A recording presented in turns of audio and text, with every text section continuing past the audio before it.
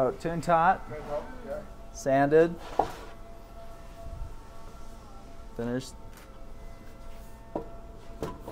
So everything goes through, every speaker from tune tot to wham starts as raw X material. We sand it to 180 grit finish, gel coat it, which like yachts and boats, we use that as our primer. We sand it to 600 grit finish, and then we paint it, and then we polish it to this. And so we do all of this, we do this in here, and this back there and around. So everything goes through this booth, and we have a QA area here where they stack and make sure, and they hand sand so that it's consistent from each person. And they make sure that and then they tape off areas we don't want gel coat. He wears a suit, and it brings fresh air in when he's spraying all of the enclosures. So he started this today, and then Monday he will come in, sweep up. But every speaker goes through here and is painted white with gel coat. And then it comes in this area, regardless of whether it's pearl, metallic, solid paint. Same process. Same process, correct. So you can see when it's gel coated, it's been taped off. He cuts the tape out, cuts the tape out here, everywhere, this tape has to be cut out as well. And then they sand this. This one they use a black spray to guide coat, and they're looking for pinholes or sand scratches when they prepare this to be painted. So it's gone from that to this, and a more seasoned, an employee that's been here longer will come back and they'll sand the edges and all of the transition points. So this is in process. And they do that back here. So X material, knock. V material, knock. Very different. This is V. V material. V material. Okay. So for X material, this is an access door. It's okay. This one, V material, very dense, very dead sounding. Vibrations is important. We'll look in here. They do all of the sanding in here. So same thing, they're using tools like this and this here. And in here, so they're using this sandpaper here, finer grit sandpaper, a little finer. And then when they're sanding, they have these fans and dust collection that collect the dust as they sand. And then they're using the sunlight and then also light along the wall. We do use natural light in another area when we're polishing to help simulate what comes into homes when you see it in a home. How does the sunlight look on the painted speaker? This area. How are we doing, Daryl? Doing good. How are you? Okay, good. Yep. Good to see you again. So from here on out, let's do no video and picture only. So packaging area. Once the speakers come out of the final testing area, they're all packaged here, inspected one last time.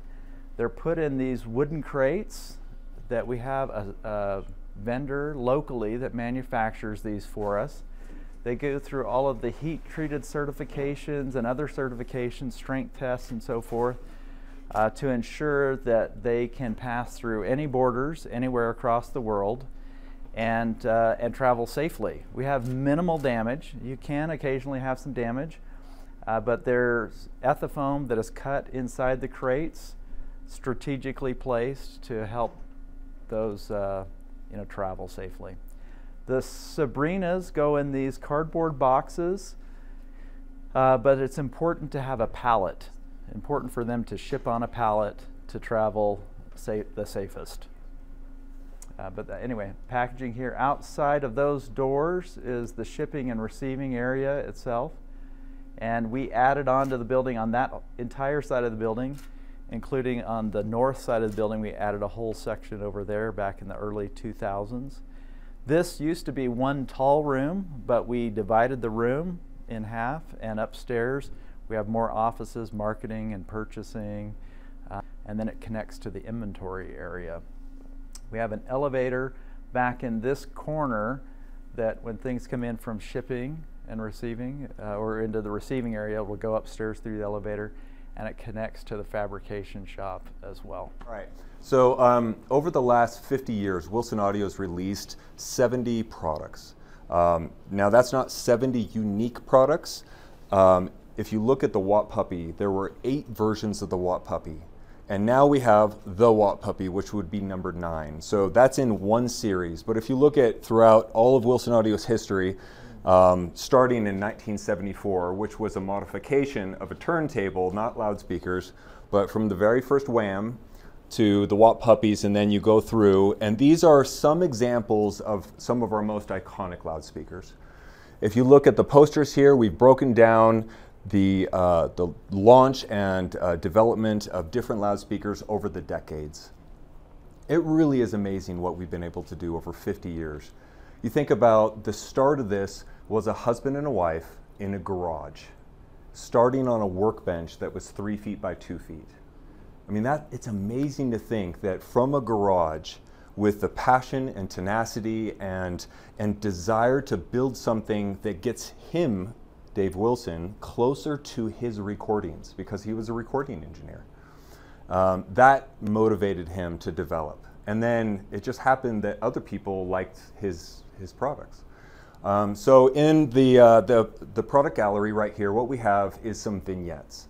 We have vignettes of examples of Wilson Audio's compact single enclosure designs. Of course, this is the iconic Watt. This is serial number 1. This is the very first Watt that was commercially made available. And then from the Watt, later on during the United States, we had a home theater boom. And so there was a lot of demand. Hey, we want a product that's like the Watt, but it's an MTM configuration. And it doesn't matter how deep it is, but as long as it's narrow, this fits in between studs in architecture, in rooms. So they would build them into the walls for home theaters. So the Watt was the impetus of that. And then people said, you know, the Cub's great, can you make it smaller? And so the Duet series came out as a result of that. Now the Duet Series 1 was a little bit smaller than the Duet Series 2. This is a Series 2. And many people loved it. And then there was the request, hey, can you make it a little smaller? And the Tune Top was developed. So this is our compact bookshelf, stand-mounted, simple two-way type designs right here. So that's what this vignette is. This vignette is to pay homage to the Watt Puppy.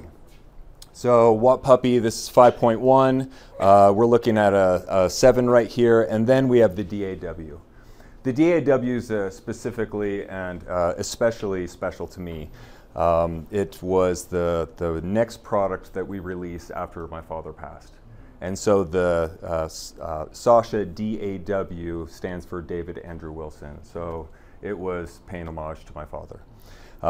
Very popular, wonderful loudspeaker, but you can see that the evolution of the Sasha really came from the Watt Puppy. The Watt was very successful as a small compact speaker, but in the early days we noticed that customers would put other loudspeaker woofers associated with it. And my mom, you know, always trying to help inspire my dad.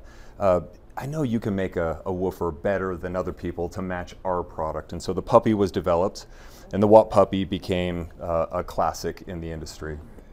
It became the highest selling loudspeaker in its time, over 10,000 US dollars. So really a wonderful product. And they're still, we talk about certified authentic and the trade-in programs and whatnot. On our community page, we still have music lovers that proudly share their Watt puppies. And I love seeing them because they take such good care of them and they still perform at such a high level. I would take a classic Watt puppy and still to this day, for its size, put it up against any other product of the same size. So this area right here is paying homage to the Watt puppy. Moving on, you'll notice single full range floor standing enclosures that are non-adjustable. You look at the DAW and the Watt, the upper module can be adjusted back and forth. That's to get better time alignment with the tweeter and the mid-range relative to the woofer. We had customers say, hey, we love the Watt puppy. Can you make something simpler? Can you make something more compact? We initially came out with the Wit, which was much bigger, wasn't hugely successful, performed very well, but for a variety of reasons, it was not a commercial success.